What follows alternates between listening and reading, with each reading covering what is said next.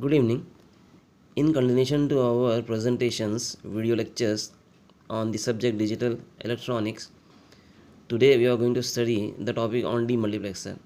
Well, in our last lecture, we had studied the topic multiplexer, in which we saw that a multiplexer is a logic circuit, a combination logic circuit in which multiple binary information is there, multiple inputs are there. Out of that, one of the inputs is directed to the output line based on the select lines, whereas a demultiplexer, it's a combination logic circuit with one input and more than one output lines.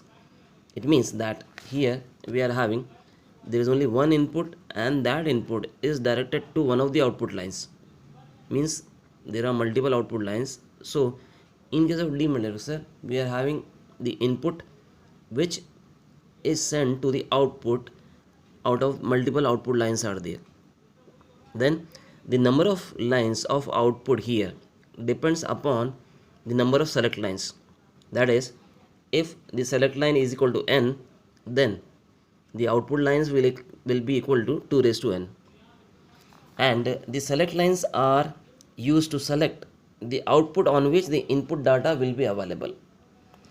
Now you can see in the diagram, the block diagram is shown of the demultiplexer, in which we have the input being shown. There is one single input data, there are n select lines and the outputs, and of course the output will be 2 raised to n. So we can write over here, that is, the output will be 2 raised to n. Okay, now let us take an example of 1:2 multiplexer, and after that we will discuss about the 1:4 demultiplexer. So first, let us consider this example in which we have 1:2 demultiplexer. So you can see the block diagram of this demultiplexer, in which there is input data, there is one select line, and there are two output lines, y0 and y1. This is the truth table of this 1:2 demultiplexer. You can see that there is select line, and on the basis of select line, the output is decided. So when s is equal to 0, the output y0 is selected, and when s is equal to 1, in that case you can see that output y1 is selected. So let us draw the circuit diagram for this 1:2 demultiplexer based on this truth table. So now suppose let us take this as the our input data, and now since this input data, I have to connect it to the both y0 and y1. So what I am doing is, this is the okay, and here I am connecting this to the second, okay, and this here, okay, this is y0, and this is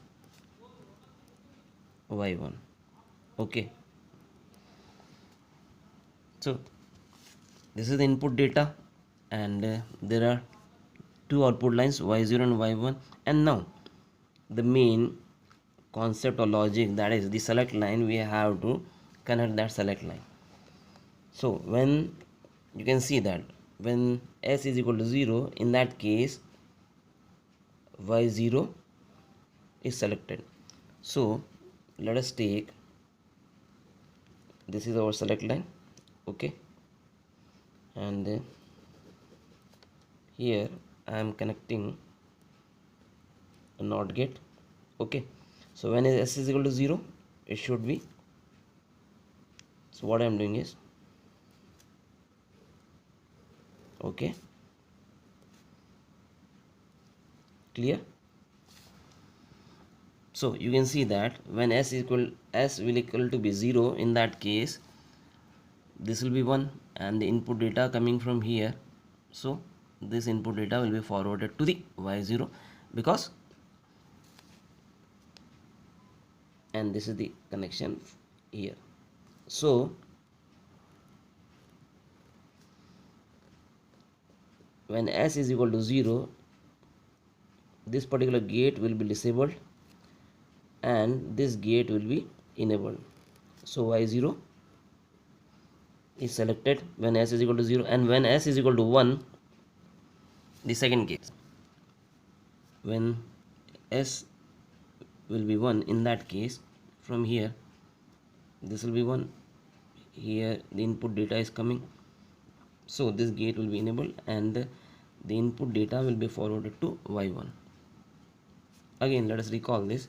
When s is equal to 0, in that case you can see that here we are getting 1, so this is 1, here from here we are getting input data, and that input data will be forwarded to y0, and in the same case this particular gate will be disabled when s is equal to 0. You can see that when s is equal to 0, so this will be disabled. So this is about the 1:2 demultiplexer. Now let us take another example of this demultiplexer in which we will consider 1:4 demultiplexer. So here you can see now the block diagram of this 1:4 demultiplexer, in which we are having the input data, then there are two select lines S1 and S0, there are four output lines Y0, Y1, Y2 and Y3. This is the truth table for this 1:4 demultiplexer, in which we have S1 and S0 the select lines, then followed by the four output lines Y3, Y2, Y1, Y0. Now you can see that when both S1 and S0 are 0, 0, in that case Y0 is the output line which is selected. Then we have when S1 is equal to 0, S0 is equal to 1, in that case Y1 is the output line which is selected, and when S1 is 1, S0 is 0, in that case Y2 output line is selected, and then lastly when both are 1, 1, then Y3 is the output line which is selected. So for the sake of convenience I have written this like this. So by writing in this way, it becomes easier for us to draw the logic circuit diagram for the same. So now, having a look at the value of y0 as s1 bar, s0 bar, y1 is equal to s1 bar, s0, y2 is equal to s1, s0 bar, and y3 is equal to s1, s0. Just have a look at this circuit diagram. So just see the working of this now. Let us see when the first one, that is when both S1 and S0 are 0, in that case Y0 should be the output line to be selected. So let us see.